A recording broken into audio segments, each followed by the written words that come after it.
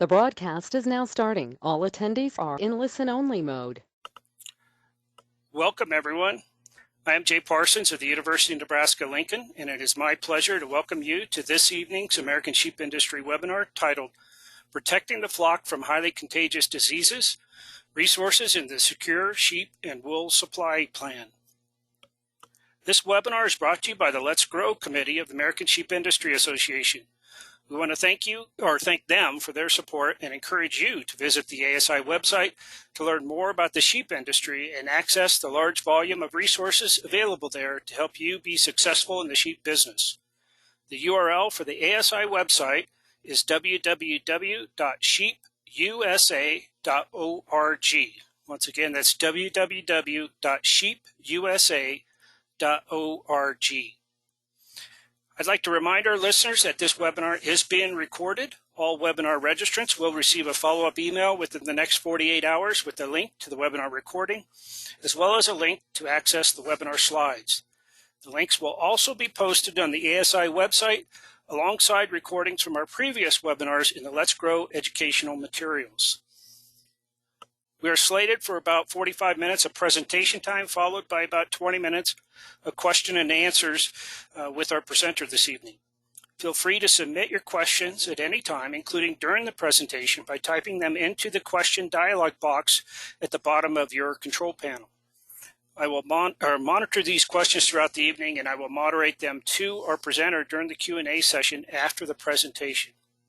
If you wish to interact with our presenter directly during the Q&A session, there will be an opportunity to do that too, as long as you have a microphone connected to your computer. And I'll go over those instructions when we hit that portion of the program. It's now my pleasure to welcome our speaker this evening, Dr. Danelle Bickett-Weddle. Dr. Bickett-Weddle is the Associate Director of the Center for Food Security and Public Health at Iowa State University. She also works with the ISU Extension and Outreach. She's passionate about biosecurity, public health, and the livestock industry, and combines these topics in her work educating livestock producers, veterinarians, veterinary students, and the public about animal diseases and how to protect themselves and their livelihood. She has developed resources for the Secure Food Supply Plan since 2009. She has a DVM and PhD degree from Iowa State University, and the University of Iowa. She has a master's in public health from there. She also teaches a public health emergency preparedness course for the University of Iowa. So with that, I'm going to go ahead and turn it over to Dr. Bickett-Weddle, and it's a pleasure to have you here this evening, Doctor, and take it away from here. Thank you, Jay. Really appreciate the opportunity to connect with your audience tonight. Some of the things we'll talk about is foot and mouth disease. It's the most highly contagious viral disease of cloven hoof livestock and cloven hoof wildlife. Talk a little bit about the U.S. response plan. And then finally, the resources available to prepare in the Secure Sheep and Wool Supply Plan for continuity of business. Again, like Jay said, if you have questions, I look forward to them. So foot and mouth disease is considered the most contagious viral disease of livestock throughout the world. It is the disease, above all, that limits world trade among countries of the animals themselves and of animal products. Now, this disease doesn't cause death in adult animals. It causes pretty severe lameness, mouth sores, teeth lesions, and that. In young animals, we do see high mortality. So in our lambs, in our calves, in our piglets, can be found in some of the viral strains. The pictures you see on the screen before you do show a lot of mortality, but that is because that's one of our control strategies.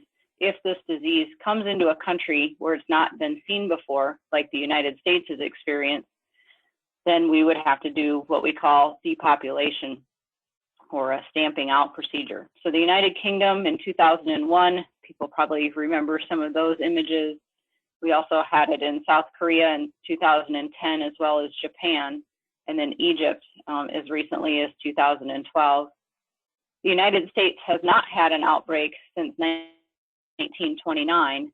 That's a long time ago. We're going to spend some of your valuable time tonight talking about a disease we haven't seen, but it's the consequences, if that were to ever come to the United States, that we're really concerned about. So if we think about it globally, where do we find foot and mouth disease? Well, it's stated that it's found in about 2/3 of the countries of the world. There's 66 countries that are free of FMD. And this comes to you from a paper published back in 2012. There's a lot of countries that have never been free, so it's considered endemic there. But in North America, we've not had an outbreak since 1954 in Mexico, 1952 in Canada, and as I mentioned, 1929 here in the United States. So you saw those pictures on the previous slides of those animals being depopulated. And that's how all of these outbreaks in North America have been controlled in years past. We're going to talk a little bit tonight about how that plus another strategy is being considered, several strategies actually, as part of our approach to controlling a foot and mouth disease outbreak in the United States. So these show some of the species differences. So I mentioned that this is a cloven-hoofed animal disease. So any animal with a split toe. Horses, not susceptible. So sheep, goats, swine, and cattle are the domestic species that we most often see associated with foot and mouth disease. Sheep are what's considered the maintenance host. They can spread it silently because they don't show real obvious clinical signs. Swine, on the other hand, are what we call our amplifying hosts. They're little viral factories. So once that virus gets into a swine population, they can produce millions of infective doses every single day. Cattle, we kind of talk about them being the host that shows the most. They're often the first species that we'll see with clinical signs. So if a herd of cattle was intermixed with a flock of sheep, you may not ever see clinical signs in the sheep themselves, but you could certainly see it in the cattle. The last row of this chart talks about carrier status. We won't go into a lot of detail with that, but again, cattle tend to carry it for up to 6 months. Sheep can carry it up to 12 months. So when we start thinking about a control program, we have to keep that in mind as well. One of the most important things I hope you walk away with tonight is that foot and mouth disease is not considered a public health or a food safety concern. It's very much an animal disease. So how is it spread between animals? Well, through aerosol, direct contact, fomites, or oral. So animals will shed the virus in multiple different excretions. So if that contaminates something else, like a fomite, boots on people's hands, their clothing, that's one way it can go from one animal to another. How does it actually get into that animal? Well, direct contact with a vesicle. Those vesicles are like blisters on the feet and on the mouth, and so they rupture and that fluid comes out. That is infective. If anything is transmitted, calf to, dam to offspring, through the milk, through saliva, shed in the feces, shed in the urine. Aerosol really requires the proper temperature and humidity. We're dealing with the coronavirus, the COVID outbreak, and we talk about droplet size and the distance that droplets can travel. It's kind of the same thing for a lot of animal viruses as well. So things need to be environmentally just right for that virus to be able to be carried on the air for any length of time. Clinical signs in sheep and goats, I mentioned earlier that they're kind of the silent shedders. So we see very mild signs, if at all. Sometimes the animal will have a fever, be a little lame. They might have some oral lesions, and that's what you're seeing in the picture on the screen is the tongue of a sheep. And you can see just the little erupted blisters on that sheep's tongue. So if that animal is a little bit off feed, not too anxious to be up at the bunk or grazing, again, that might be an indicator. Because they're not going to be consuming as much because their mouths are sore, that's where the foot and mouth disease name comes from, they'll have decreased milk production. And again, just don't grow right because they're not eating as they should. When we think about our younger animals, we will see death in lambs and kids generally due to a heart problem, a cardiac infarction or infection leading to heart failure. Reproductive signs are the ones that are most commonly seen. So we might see abortion in our ewes, and the rams themselves may be more reluctant to mate. Again, foot and mouth disease. So the lesions are on the feet and in the mouth. So anything that's going to impair mobility will definitely show up as a clinical sign in a sheep affected by FMD. Again, I really want to reiterate, FMD is not a public health threat or a food safety concern. It's an animal disease. Infections in humans are very, very rare. In fact, they date back about 70 years that we've really even got any good data on that. So properly cooked milk and meat products are safe to eat and drink. Next, we'll talk about what would happen if the United States were to experience a foot and mouth disease outbreak. The USDA, or United States Department of Agriculture, has what's called the Red Book. It's their FMD response plan. In it, if you were to open it up, and it's available on the USDA website, you can find the capabilities needed, the critical activities that would have to occur for an animal disease outbreak, in this case, foot and mouth disease.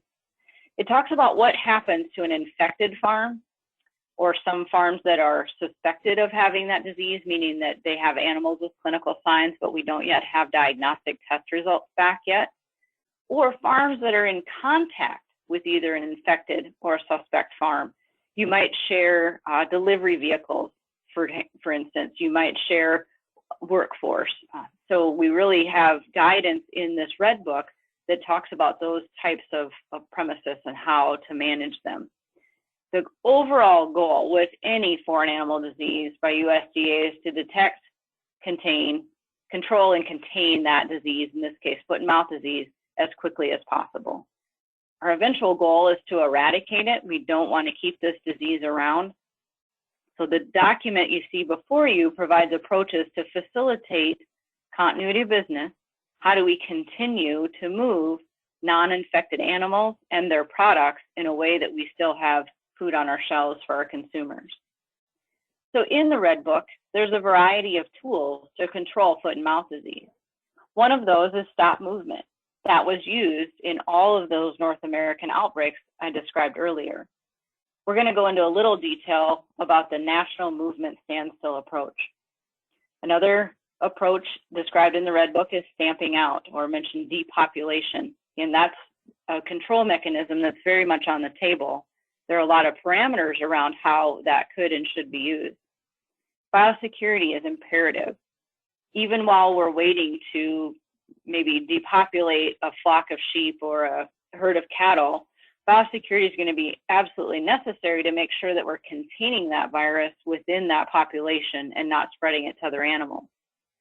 Trace back and trace forward becomes very important when we start talking about foreign animal diseases. The OIE, the World Organization for Animal Health, states that the incubation period for foot and mouth disease is 14 days. It could be shorter, but they err on the longer side. And when we start talking about tracing, we look at 2 incubation periods. So that's 28 days. So where were animals, where were people, where was movement happening? We need to be able to go back that much in time to figure out kind of the epidemiology or how this disease is spreading. Another tool is rapid diagnostics. We have excellent diagnostics for clinical animals, animals that are actually showing lesions, as you saw in the pictures earlier. We're very much lacking in rapid diagnostics for animals that don't have any clinical signs. So if we're suspicious of, we don't have excellent diagnostics for those animals to be able to say, no, they do not have this infection. Vaccination is another tool. There's a few different ways that the Red Book describes using it. One is vaccinate to kill. And what that means is it could also be vaccinate to slaughter. So go in and do some vaccination around that population of animals to try and kind of slow the burn, right? We talk about it from a fire perspective is we might do some vaccinations around that infected premises so that those animals around them have some type of immunity and we can slow the spread of it. We can also vaccinate to live. So again, a lot of details about vaccination in that FMD Red Book. This is a picture from Denver, Colorado's National Western Stock Show that happens every year.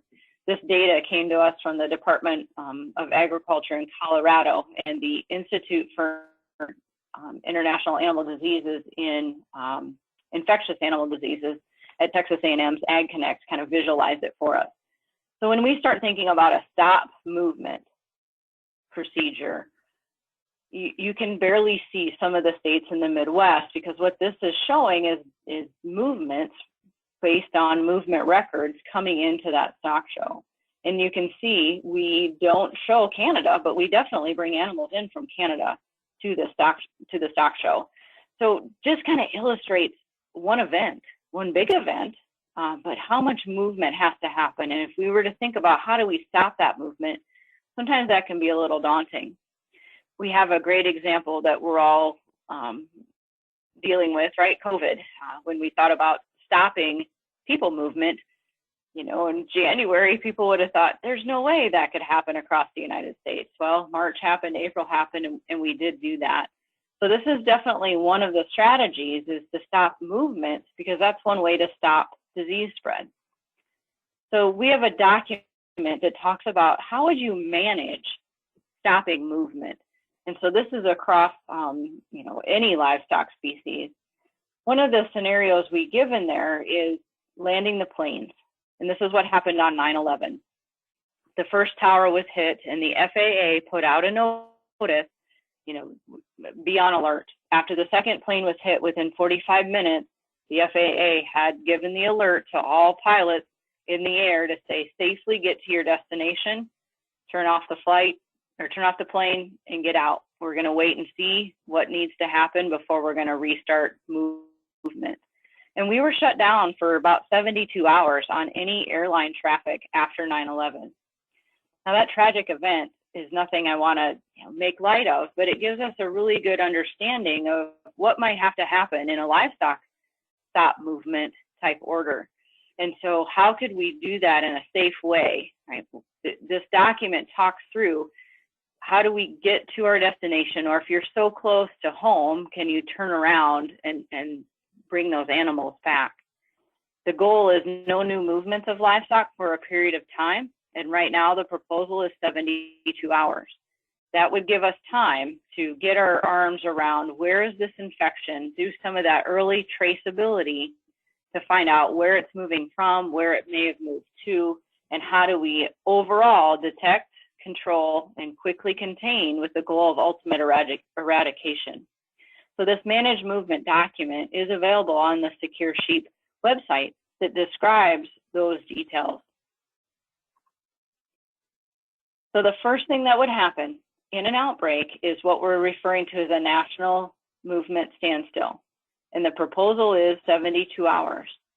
It could be longer than that, could be shorter than that, but highly unlikely based on how we move animals, is it's going to take a good 72 hours nationally to halt movement and start investigating where is this disease. During that 72 hours is when control areas need to be established. And what those are, as you see on the screen, there's a little white dot with a pink circle around it and a blue circle around that. That whole area is considered the control area. And in that area, we put a little more requirements on animal movement and try to document things a little bit better so that we know what's moving into, within, or out of that control area.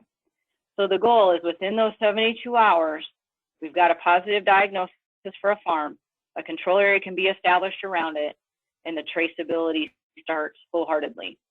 Now, if that farm happens to be an infected premises or contact or suspect, the FMD Red Book is kind of the guidance that our state and federal officials can use to get their arms around FMD and how to contain and control it.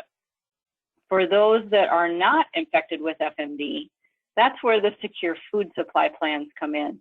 So tonight you tuned in to hear more about the secure sheep and wool supply plan, but know that it's a counterpart to secure pork, secure beef, and secure milk supply.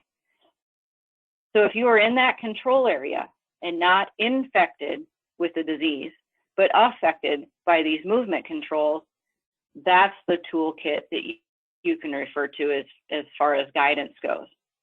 Now, after the 72 hours is up, all of the states will reevaluate what do they know at the time, and that's when the standstill can be lifted for those places outside the control area. We may have one control area, we may have 17, it's hard to know, but the goal is to try and get business moving again as fast as possible, as long as it's a safe movement. Stamping out is another tool that was used again in our last outbreak, which happened in California in 1929. You see these pictures are black and white. We don't have any newer pictures because we've been fortunate to keep this disease out. But our farms look a whole lot different than they did back in 1929. The movement of animals and animal products looks very different than it did then. So that is reason why the secure food supply plans came about. So once foot and mouth disease is diagnosed, we talked about establishing that control area. Anything that needs to move into, within, or out of that control area needs to do so by permit. And those permits are going to be based on risk. There are some movements that aren't as risky as others. You might be wondering, well, what's a risky move? Well, live animals. When we talk about how animals shed this virus, especially our pigs and cattle, the movement of a live animal poses a bigger risk than, say, something contained in a truck that's sealed up, an animal product, for instance.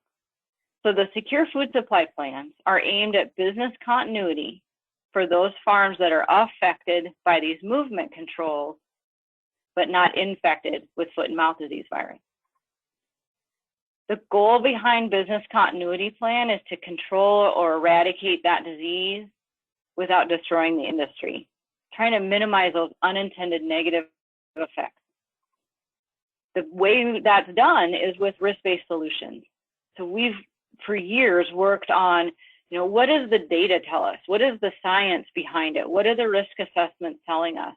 What do we have for national guidelines? And with 2/3 of the world having foot and mouth disease, what are some of the international guidelines? We've been pretty darn successful keeping this disease out, but what does that look like overall as far as the guidance behind it? So the secure food supply plans, in this case sheep and wool, very much based on risk, science, and guidelines that are already established. Again, trying to get safe, high-quality food available to our consumers. Secure Sheep and Wool joins a plethora of secure food supply plans around foot and mouth disease prevention. We also have a whole set of secure poultry supply plans around high-path avian influenza. So Secure Sheep and Wool, while it came later than all the rest, certainly built off of all the lessons learned throughout all of these other programs. All of these on the screen, Secure Milk, Secure Pork, and Secure Beef, were funded by USDA APHIS. Secure Pork Supply has also gotten funding from the National Pork Board, and in fact, they're continuing to support it. African swine fever has been a big driver there because of the threat, the risk that is posed to our U.S. swine producers. So Secure Pork Supply not only looks at foot and mouth, but also African swine fever and classical swine fever. And then our wonderful partners at the American Sheep Industry Association took note and said, we need to have a secure sheep and wool supply plan. So they solely funded the development of the resources I'm going to share with you tonight. So if you were to go to Secure Milk, Secure Pork, Secure Beef, or Secure Sheep and Wool, you will find the various continuity of business plans. And we're going to hit some of the highlights of those tonight. But if you raise any of those species, I'd really encourage you to go check out what resources exist, ways to try and help protect your herd and your flock from foot and mouth disease exposure. So let's take a little deeper dive into the Secure Sheep and Wool Supply Plan. If you were to open this document up, it's not very long, it's less than 10 pages. There's an introduction, purpose.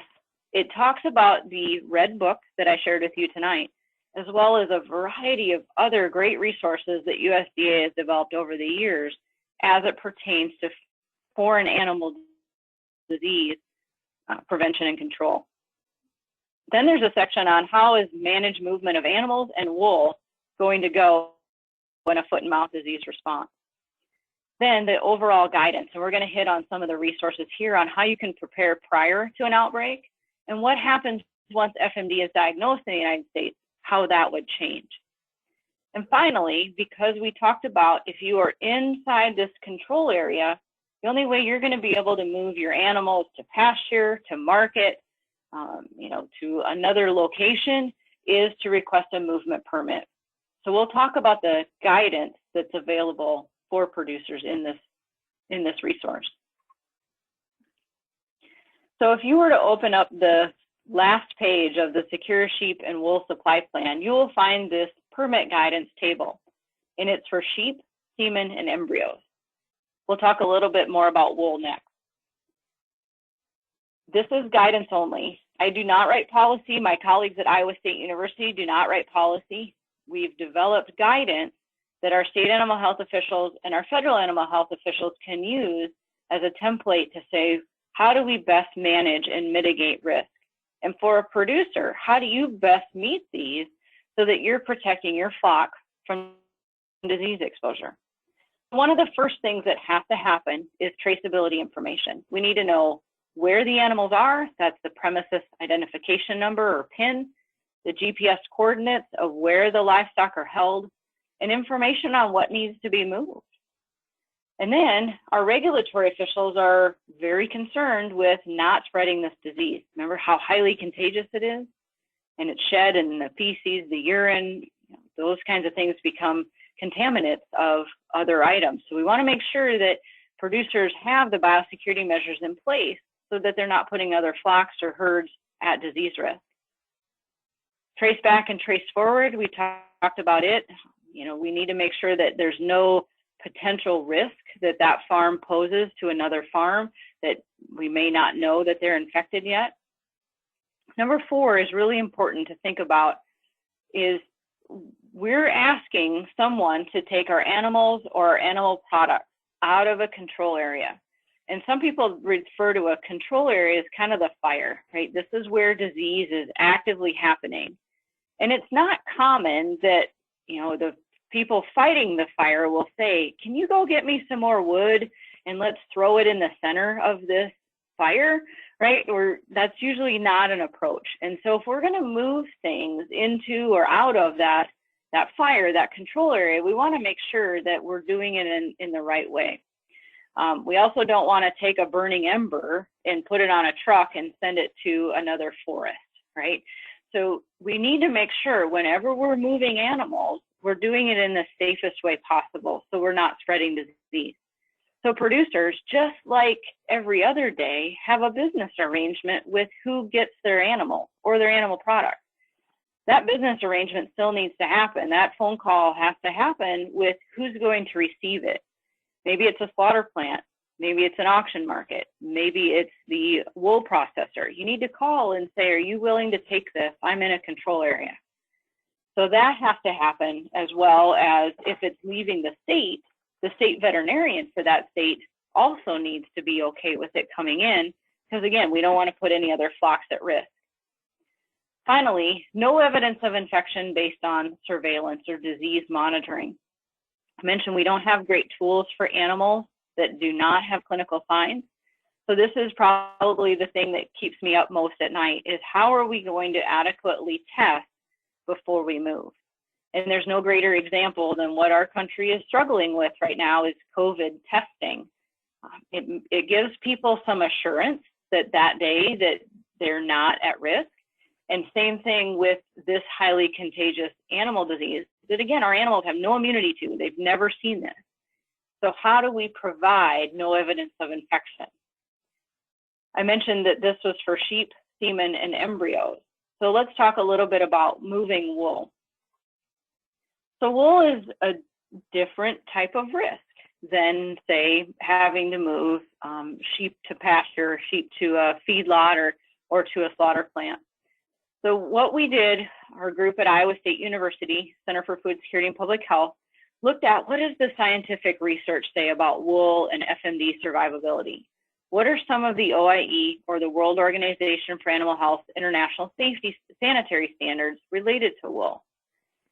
We've got information in there about how wool can be stored for a specific temperature, for a specific time frame that will basically render it inactive. Traceability of bales will become very important. So what can be done? Some of that is described in this document. And then the specific movement recommendations based on these different procedures are described. Now, it may come to a disposal discussion, just like it may on the animal side. We may have to decide that depopulation is where we need to go. So again, there's a section in here about what do we do to dispose of wool safely so it doesn't pose a risk. So those two resources, this continuity business document with the permitting movement table and this document, talk through all of the different potential guidance options for moving animals and their wool. So what can people do to prepare now? We're going to talk through a variety of resources. We've probably heard a lot about contingency planning. This is a document that we've got available for producers when it comes to foot and mouth disease specifically. It's only 6.5 pages and it hits on a lot of highlights. So what if it hits at a time of year when you've got animals on a pasture and you need to move? What happens if they're on a public land or ready to go to a public land? What happens if you are getting ready to move a bunch of animals out of the feedlot to a harvest plant? What does the financial piece of that look like? Who owns the animals if they're headed to an auction market? What does the enhanced biosecurity need to look like so that you're prepared for it? Who do you need to communicate with? How do we do some of the basic sheep health things? How do we manage our inputs such as feed, bedding? How do we manage our outputs, right? If we've got manure management to deal with, if we've got wool to deal with, that's what this document talks about. So things that producers could read through and think about ahead of time to prepare in the event of this disease being introduced. Mentioned traceability is one of those 5 pillars on the permit guidance table. So if you don't already have a PIN, a premises identification number, you can certainly request one through the office of your state animal health official. And USDA's got a great website. Just type in USDA premises ID and this link will come up. If you already have one, and if you're part of the scrapie eradication program, you may, because they've transitioned a lot of their producers to having a premises ID number. Make sure your contact info is up to date. Make sure where animals are located are up to date. Producers will still be responsible for keeping their herd, their flocks, free of infection, just like they are today. Every day we make a disease decision, a risk management decision on how do we prevent spread or introduction of disease. What changes in an FMD outbreak is that our regulatory officials, our state and federal officials, then are responsible for protecting the health of those animals. And our state veterinarians do that now. That's why we have permit requirements to move animals into certain states. That's why we have, the guidance out there that we're not moving things. But their goal in this outbreak is to prevent spread. So they will be the ones to determine the requirements to receive a movement permit. Now, by and large, we've had excellent input and collaboration with our state veterinarians. They're very familiar with the guidance in these documents. Most of them, when you talk, say, what do you think? Well, yeah, that's the guidance we want to follow. But recognize this virus is never going to read our plan, and they don't always behave in the way that we planned for. So there may be nuances to some of the permit requirements. The business that you want to move your animals or animal products to may also have different requirements than even the regulatory officials. So again, there's going to be a lot of moving parts. So the more of this that you can think about ahead of time, the better. Now, something to keep in mind is that routine biosecurity is not going to be enough in a foot and mouth disease outbreak because it is so highly contagious. What we're going to talk about next is enhanced biosecurity. How do we do more and more stringent than we're even doing now for some of our livestock species? Again, producers' responsibility is to keep their animals from becoming infected. That doesn't change in an outbreak. It just becomes so much more important. So some of the 3 key features that you'd find in the enhanced biosecurity guidance in the Secure Sheep and Wool Supply Plan is to establish an operation-specific enhanced biosecurity plan. Should be written, should go through all the parts and pieces that the document I'll share with you in a little bit describes. Also recommends having a biosecurity manager, somebody who's in charge of developing the plan and then monitoring that it's working. And you might be scratching your head saying, I only have 25 sheep. Well, I'm not going to hire somebody. You're right, you don't. It's you, right? It's the one-man band. How can you think about biosecurity as one of the many management things that has to happen with your flock. Line of separation. The line of separation is something that protects your flock from exposure. Nothing should cross that line that can introduce virus. This becomes a little more difficult when we have animals raised outdoors. It's not an all or nothing. The concept behind line of separation can certainly help decrease the exposure risk. And we'll talk a little bit more about that soon. So if you were to go on Beef and Wool Supply Plan website, you would find all these resources for enhanced biosecurity.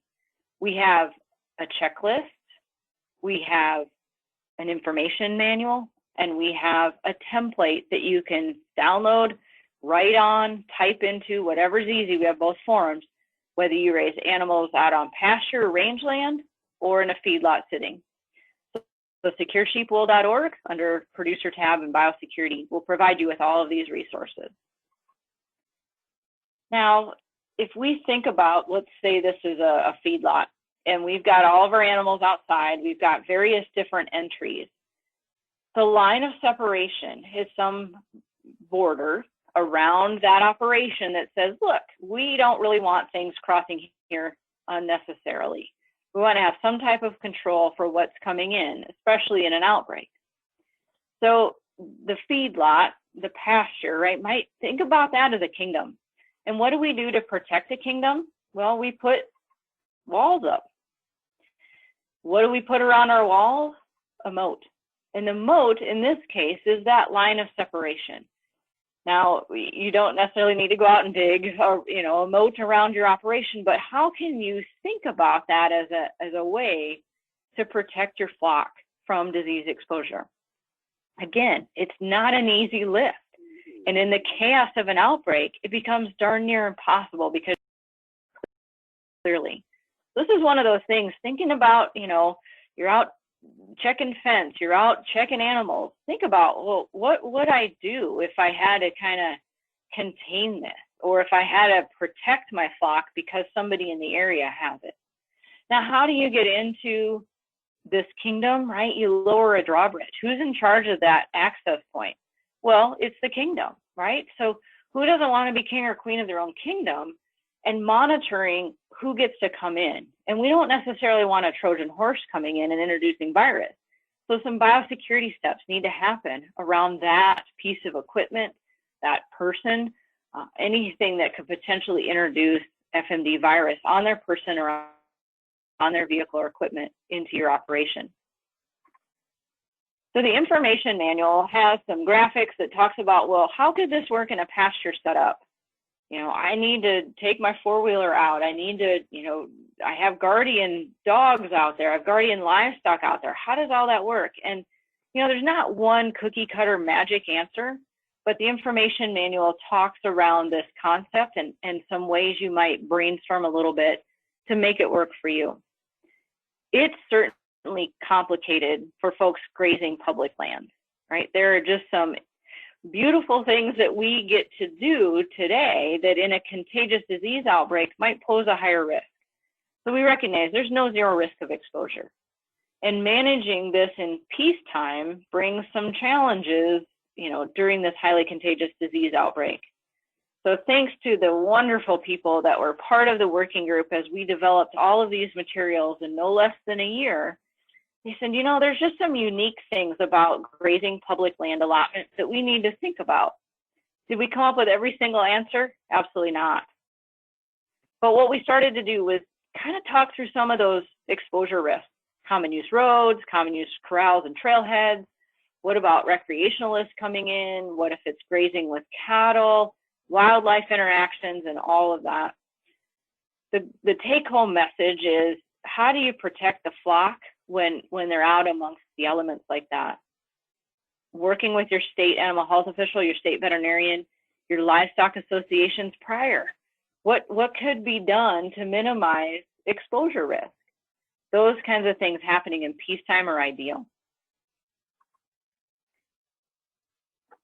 Surveillance for foot and mouth disease in sheep is very different than it is in cattle or pigs. So I mentioned early on, we had, the suite of secure food supply plans that came along, and we were able to accomplish a lot in 12 months for the resources for this because we had all of those to build on. But the unique things around surveillance and some biosecurity information and the whole movement permitting based on sheep is described in the document you see before you. So again, all of these resources are available on the Secure Sheep and Wool Supply Plan. But we had to talk about this differently than what we've had in any of the other resources because sheep present foot and mouth disease very differently. So therefore, we have to manage them differently. So I mentioned that the American Sheep Industry Association funded the Secure Sheep and Wool Supply Plan. And so we at Iowa State Center for Food Security and Public Health had the great honor of working on this. So in that 12-month time, with a top-notch set of working group members, oh my goodness, they worked so hard. We were cranking documents out to them and they were reviewing it and back and forth. It was excellent. We had about 15 major documents that came out of that and another 13 just supportive documents. So because of that collaboration, it was definitely a success. And next, we'll talk about the website resources that you all have access to. So if you go to securesheepwool.org, you'll be able to find the resources I'll talk you through tonight. So here's a couple of pictures of the homepage. And what we'll do tonight is we'll kind of navigate around some of those different tabs you see at the top or some of the resources that are available. So resources for moving your sheep, resources for getting your PIN, your premises identification number, and more can be found on the website. We've got some handouts. They're just one-pagers, but they talk about what is foot and mouth disease, what is this Secure Sheep and Wool Supply Plan. So if you do any type of outreach, if your association wants to put this out in a newsletter or make it available, you can link to it on the Sheep and Wool website. The goal is it's succinct, very visual, trying to talk to people about what this program is. Now, as a producer, you can go into the producer tab and find a whole variety of resources. What is the most light for this set of resources is the disease monitoring piece, because clinical signs are not as common. So we're hoping to work on some more of that in this following year to try and kind of make that a little bit more robust. One of the things that needs everybody's help is better diagnostic tests for non-clinical sheep, right? We don't necessarily have animals that show clinical signs that we want to test before we move. So what could some of those diagnostic tests do? Again, that's going to take research money. Thanks to the Farm Bill, they funded information related to vaccines as well as diagnostic tests. So we're hoping that over the coming years that the research will go into this and make it more robust for us. If you were to look under the Veterinarian Resources, it's just a one page and it links to existing resources. The biosecurity message is not different. The disease information resources are not different, nor is the vaccination piece. The bottom, it talks about what the roles of a certificate of veterinary inspection, or sometimes referred to as a health paper, what that will look like in an outbreak. So again, all available on that website. Now, what if you need to move your animals to slaughter? Or what if you need to move wool to processing? You can go on to the Packer Processor page and find those resources as well. The North American Meat Institute has developed some great resources over the years too, and this links to that. For our regulatory officials, our state and federal partners, again, there's a little bit more detail for some of the surveillance documents and the managed movement documents than what we put on the producers page. But again, it's all public facing, so anybody can get to any section. If you go to the disease information page here, you'll find all kinds of resources related to the FMD response plan, disinfectant, all those other resources for foot and mouth disease. That permit guidance table that I shared earlier is also available on the website, and that's under the regulatory officials and the producers tab. It goes through each of those, and they're hyperlinked, so you can find the resources you need. Lastly, on the About Us portion of the website, you will be able to click on that and find out a little bit more about the American Sheep Industry Association and their involvement. as well as my partners at Iowa State University. I get to be your spokesperson tonight, but it's certainly a team effort with Drs. Jim Roth, Renee Duell, and myself on the veterinary team. We had a top-notch veterinary student intern, Clay McIntosh, working with us. And then, of course, anything we do that goes up on our website, our IT team of Vered Friedman and Andrew Kingsbury were really involved with. Now, in the coming year, we've put together a proposal with ASI to fund development of additional materials. So there's a tab on Secure Beef called Outreach, and that's kind of our training materials. And we want to be able to build out the outreach section of the sheep and wool supply plan in coming years. What that will look like, we'll have some short videos about what is the Secure Sheep and Wool Supply Plan, what is FMD. A lot of material will be developed also in Spanish, both the handouts and the videos, working on some articles and that things, short little 250, 500 word things that can be put in association newsletters, extension newsletters, to let producers know that this is a resource available for them. On the biosecurity piece of it, again, in a year we accomplished a lot, but there's more outreach that certainly needs to be done. So if we look at what's on the Secure Beef site, is a whole tab on signs and posters. So we're hoping that we can get some good images and get these signs developed in the coming year.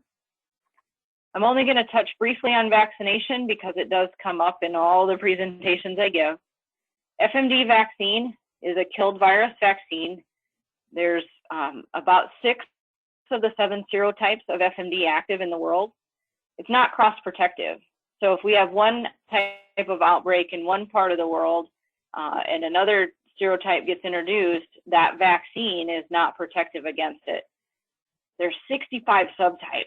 So it's kind of a mixture of issues when we start thinking about how would we start to vaccinate for FMD. We don't do it now. It's not a vaccine we use or sell in the United States, but it is the most used vaccine worldwide because it's in 2/3 of the country. So what we have to do if we were to get this is right away isolate that virus and tell us what serotype it is. And then we can select the correct vaccine that goes along with it. It's very much planned as a strategic use or an emergency use if we were to get it in the United States. It's all based in USDA's hands on how and if it'll be used. Our chief veterinary officer is who gets to make that decision. Now, they will be in lockstep with the state and listening to the industry. It's a complex decision, but we still need to rely on many of the tools we talked about tonight, biosecurity, because it's going to take a while to get vaccine into the animals. Movement control, do we do that ring vaccination? We talked about the fire, controlling that burn. The vaccination oversight piece of it is huge. From the time it leaves the manufacturer in another country until it reaches that farm, it's got to be traced the whole entire way. Who's eligible? Well, cattle are the most vaccinated animals worldwide. Pigs would be next. Sheep are not commonly vaccinated. We've learned we can control it in the cattle population and not have to vaccinate sheep necessarily. Traceability is huge. We need to keep track for our trading partners because today we enjoy trade because we're FMD free without vaccination. That is the highest category you can get from a trade perspective. Once we vaccinate, we have to be able to trace those animals through their death. So again, it's a complex issue. We have a bank and we have another bank that's being built. So I'm not going to go into a lot of detail here, but the take-home message is that the bank we have today is not sufficient to handle a densely populated livestock area, even here in Iowa. And we will get vaccine initially to be able to use, but once that's used up, it could take as long as 14 weeks to get more manufactured. So it's a very complex issue. There's a great video, it's only 8 minutes, it's available on all of the websites that talks about how vaccine can possibly be used in the United States if we were to get foot and mouth disease. So Jay, that wraps up my portion of the talk, and I welcome any questions. My email address is displayed on the screen. It's just D for Donnell, B for Bickett, W for Weddle at iastate.edu. And you can also reach our team at Iowa State University by emailing sswinfo@iostate.edu. Thanks again to the American sheep industry, not only for their funding of this program, but for the opportunity to connect with you all tonight. Thank you. Thank you, Dr. Pickett-Waddell. That's a lot of information, a lot of great information developed on the website, and more to come, it looks like. So that's fantastic. We did have some questions come in during your talk, and I know some people are typing some in right now, I could see. I mentioned that if you would like to ask your question directly to Dr. Pickett-Waddell, you can do that if you have a speaker or a microphone connected to your computer. You just need to raise your hand using a little hand symbol up there on your dashboard. And if you do that, I can see you, and I will call you by name and unmute your microphone and let you talk to her directly. But let's go ahead and get to some of the questions that came in during your talk. Early on, when you had the red book up there from USDA APHIS, a couple people asked about accessing that. Is that available publicly? And do they just find that on the APHIS website that you had there, or how do they get to it if they can? It is available publicly. You can go to your favorite search engine and just type in USDA FMD Red Book, and it should be one of the first links that come up there. Okay, and several people have goats, apparently, because they asked during your talk if this sheep and wool plan is meant to cover goats too, or there's something separate on the way. Excellent question. FMD virus itself doesn't really care what species is on the other side of the fence. So there are some principles that apply across all species. The biosecurity stuff, for instance, many of the guidance pieces that are in there are similar to what was found in the beef document, the dairy document, the swine document. So if you are a goat producer and you're wondering, gosh, where do I even start? You could certainly pick up, if you're pasture raising your goats, you could certainly pick up the Secure Sheep and Wool Enhanced Biosecurity for Pastures and use that as a tool. There is strong interest in the goat industry to develop their own. And, each one of these species groups has some nuances with it. If you raise dairy goats, some of the resources in the Secure Milk Supply Plan would also pertain. But as we know, there's some nuances with dairy goat milk production that's a little different than our cattle milk production. So I know our partners on the goat side are looking at ways that they could enhance and develop some guidance as well. Okay, very good. Well, we're talking about other species. Somebody asked about wildlife, in particular deer, elk, bighorn sheep, antelope. Do they spread this disease, or what to be concerned with there? Cloven-hooved animals, so much of what was listed, are certainly susceptible to foot and mouth disease virus. And again, we haven't had it in North America since 1954 when Mexico had their last outbreak. But what we're learning from other countries is that if we can control foot and mouth disease in our domestic populations, and that may be through a depopulation or stamping out, stop movement, maybe vaccine, it's a way to try and control it in wildlife as well. The beauty of these programs is that USDA has got an excellent relationship with the wildlife services, and those folks are at the table every single exercise to try and figure out, what would their role be if we were to get an outbreak and there's a heavy population of wildlife. How could they play a role? So certainly animals are susceptible. We know if we control it in domestics, it becomes a non-issue in the wildlife, but they could serve as a way of moving it. Because it causes lesions on the feet, their feet get really sore. So whether we're thinking about bighorn sheep or feral pigs or, elk or deer, they're not going to have the mobility that they normally would have. So that essentially kind of helps us with the control piece of it as well. But it's certainly something that we all take into consideration as we work on these projects. Thanks. So a question came in when you were talking about the wool, the few slides that you had there on wool.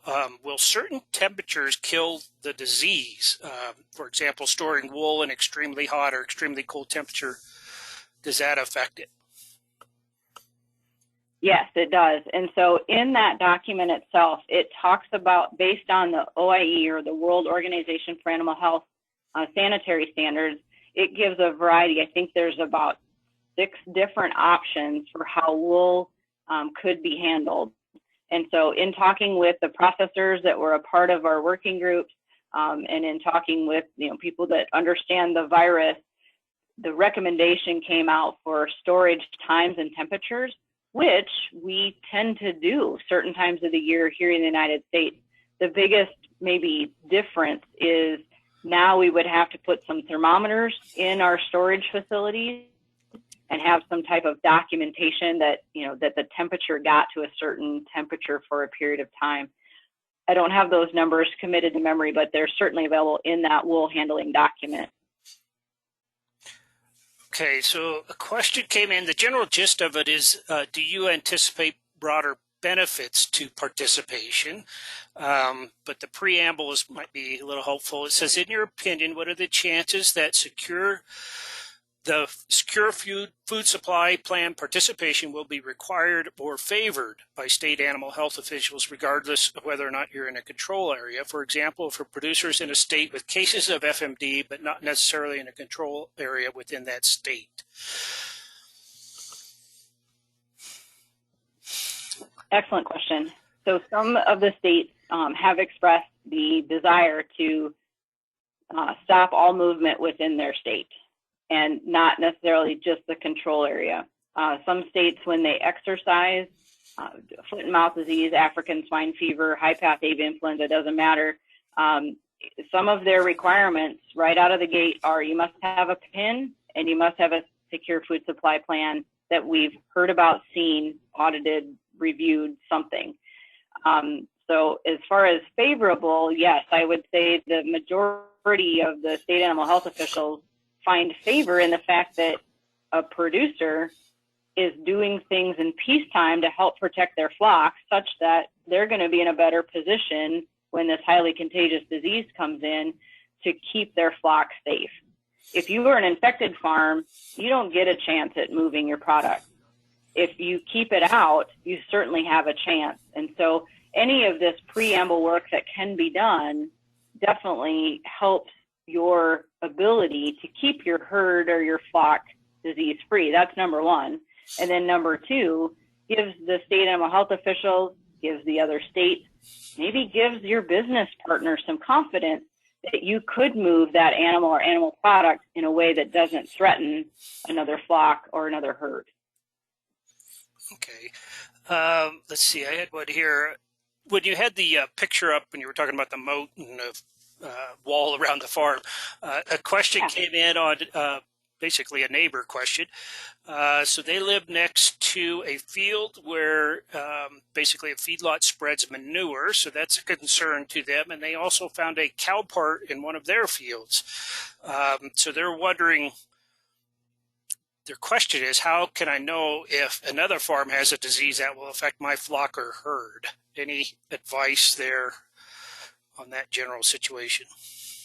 Yeah, so it depends on the state and the privacy laws. So if we were to get foot and mouth disease in the state of Iowa, we don't reveal that information. We would say that, yes, we have a case. We would say the county.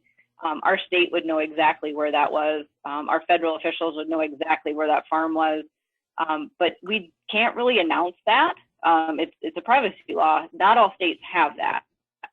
But if you were concerned, so if you were in an outbreak situation, manure is one of the things that would require a movement permit.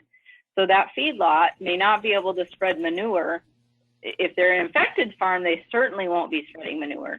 But if they were in a control area just like you were, in order to move that manure, they're going to need a movement permit. To do that movement permit, there's going to have to be some biosecurity. There's going to have to be some testing to say that those animals are not going to pose, or their manure is not going to pose a risk to nearby farms. In the contingency planning document, it talks about things like that. You're going to have to sit still for a period of time. We know 72 hours is the magic number for animals, but it could be a lot longer than that. And for products that maybe don't really have to move, that they pose too high of a risk for a period of time, those might have to sit for a while. Scavengers, we know that dogs carry things from farm to farm. We know vultures carry things from farm to farm. We'll never get to a zero risk, not at all. But I think if things can happen ahead of time, talking to neighbors, figuring out, where things are spread, sometimes it is luck of the draw. But if you've got some plans and procedures in place ahead of time, and you're talking with your state animal health officials about what you're doing proactively, if you find yourself in that situation, things are locked down for a period of time, you may have a better opportunity to move your animals if you've kept them disease-free. Okay, thanks. And we do have one hand raised right now, so I'm going to go ahead and unmute Cheryl Meacham. Cheryl, are you there? Cheryl, it looks like you've muted yourself. You can unmute yourself. I'll give you a couple seconds here.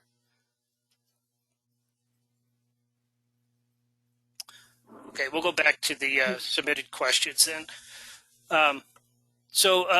Lots of folks with experience, or at least a recent observation of the UK weighed in, and what a extremely bad situation that was. But one of the questions that came in on that was, in the UK outbreak, they used serology in some sheep flocks to determine if they had been exposed and hadn't shown clinical signs. Would that maybe be part of the surveillance for FMD in sheep flocks? Yeah, so we, in our document about the factors to consider, do a deeper dive into the surveillance options that do exist. And so, with our testing capabilities, a lot of what we'll do initially is trying to test the infected farms, right, to find it. And then when we start to do surveillance around those infected farms, that's where I want to say the jury is still out. So we can do serology as long as we've got the reagents and the testing capabilities at our labs. Certain labs are the only ones that can do testing for highly contagious diseases like foot and mouth disease. We're trying to figure out, are there other types of tools that we can do? We don't have anything pen side or shoot side at this time, but those are definite desires. So yes, there's a variety of diagnostic tests that could be a part of our response plan as well. Okay. I had a couple more questions here, one related to basically humans. It says 12 to 15 years ago at a sheep-related workshop, speaker said that FMD could be carried in the lungs of people exposed to FMD, and that therefore veterinarians who travel to a country area with FMD are forbidden from contact with livestock for 2 to 3 weeks. Is this correct? And in implementing biosecurity, should I not allow people who travel to areas of FMD to come to my farm, and for how long, and where do I get a list of these countries with FMD? Okay, excellent question. So early on, when, as with anything, right, we learn about a disease and then new technologies come and we learn more. So there used to be the thought that humans in their nasal passages, so kind of deep nasal passages, but still up in the head, could carry FMD virus. Not that they were going to get it, right? But if they were in a laboratory setting and they breathed it in, it would kind of sit in that mucus at the back of your throat. So they've done some studies and they've learned that humans carry that for less than 24 hours. We used to think it was longer. Based on what we do know, if someone works or is in a facility that's got animals that are positive, or a country that's got animals that are positive, the general recommendation is that you should not contact any susceptible livestock, so again, anything with cloven hooves, for a minimum of 5 days. So we have veterinarians that get trained at our USDA facilities off the coast of New York. So there's an island called Plum Island, and they'll go out there and they'll actually see this disease live in animals. So when they come back from that, they're not to be around livestock for 5 days. So that's kind of been the general rule. If you've got a livestock operation that you maybe don't want to have people visiting from foreign countries, walking on your facility, 5 days of being in country is generally the standard. The OIE, the World Organization for Animal Health, has a an infectious disease database. And so you can actually search for what countries they're coming from and what their disease status is, not only for FMD, but for a variety of other diseases. So OIE, WAHIS are the letters that you could type into your search engine, and it would show you the WAHIS database that shows where disease is throughout the world for any country that reports it. There's a little asterisk behind that statement because some countries do not report disease. So those are just the ones that report it. Excellent. Sounds like some good information there. Related to that, what is the rule of thumb time to keep equipment quarantined between pastures and farms before use? Anything on equipment? Yeah.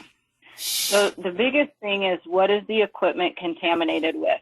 So sunlight, hot temperatures, dry temperatures. So FMD virus is not super stable just in the environment. It's when it's protected in feces or saliva or blood or anything like that. So, you know, if the piece of equipment is clean and doesn't have a lot of manure buildup on it or bedding or anything like that, you know, good old sunshine and some hot temperature days will do all kinds of good to that. So not necessarily a magic number of days. It's more important that the piece of equipment or the livestock trailer is cleaned such that the virus doesn't have a place to live and survive. It'll live in the soil, it'll live in manure for extended periods of time. So it's really important that that equipment gets cleaned first. There's a whole list of disinfectants that go through, you know, what can you do as far as cleaning up your equipment. And I can show you quick on the website. So the search engine is a really easy place to find it. So if you typed in disinfectant, it's going to show you a whole list of things related to disinfectants. Look, approved disinfectants for foot and mouth disease. So here's a resource on the website available that would talk through that. And we've got things related to cleaning and disinfection that talk through, you know, how would you do that? Excellent. And one final question on the website itself. So this Secure Sheep and Wool website has a lot of information on it. You talked about improving it with more information and resources, maybe more training modules. Their question is, will this website provide training courses like the Beef Quality Assurance Program that provide a person a certificate? At this point, there's not planned, I would say, traceable online modules. The goal generally with these websites are to provide some basic overview information, but there's no certification program associated with any of the secure food supply plans at this point. We have done some work with Beef Quality Assurance on a biosecurity chapter in their latest manual. They're working on some biosecurity recommendations that are in lockstep with the secure beef supply plan. But to my knowledge, there's nothing planned specifically for certification modules around secure sheep and wool supply. Okay. Thank you. And thank you for a great presentation this evening, Dr. Pickett-Weddell, and for answering all these questions. And thank you to all of our listeners for submitting the questions. We all learn from that throughout the country. People are really glad when they see people ask good questions and see them answered online. So we appreciate that. Oh, there's your handling equipment deal. Okay. Do you want to say a few words about it? Yeah. So again, just because in only an hour tonight, didn't have a chance to go into a deep dive on any of the resources, but please know that the website, if you just typed in the word wool, you're going to find the resources that I'm showing on the screen is wool handling. So the question came in about temperatures and storage and all of that. So again, this comes out of the OIE, Terrestrial Animal Health Code, procedures for the inactivation of FMD in wool and hair. So we're not proposing anything different than what our international trade partners are, but it will go into some details about how to clean it, how it should be stored, how to trace it. That's what that document shows. So just wanted to let your viewers know that There's a lot more on the website than we could even go into detail tonight, but the search tool will get you just about everything that you need.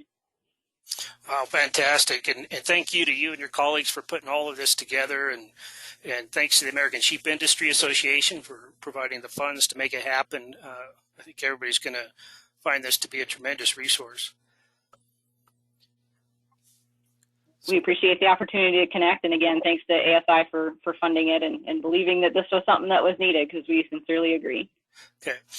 And thank you to everybody that joined us this evening. Once again, this ASI webinar was brought to you with funding support from the Let's Grow Committee, and we encourage you to visit the ASI website at www.sheepusa.org to access their materials, and I'm sure they'll have a link up there, if they don't already, to this Secure Sheep and Wool supply website, and we encourage you to visit that and access these wonderful materials that have been put together. So with that, I'll go ahead and bring this to a close and encourage you to join us again for our upcoming webinars. We expect to have another one here in about a month from now. We should be some information coming out on that in the next week to 10 days, and we encourage you to join us for that webinar also. So with that, I'll go ahead and thank Dr. Bickett-Weddle one more time, and everybody for being here, and I wish everybody a good evening.